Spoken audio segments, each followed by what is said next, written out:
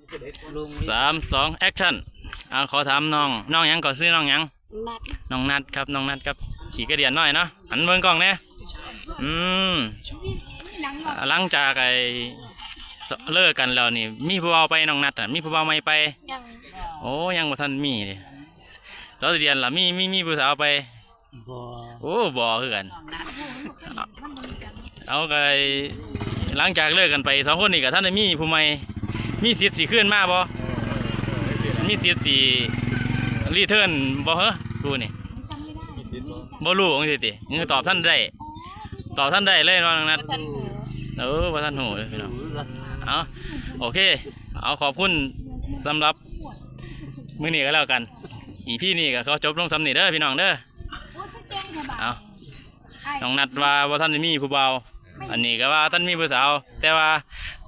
น้องมีนตาเด้เป็นจังใดหรือว่า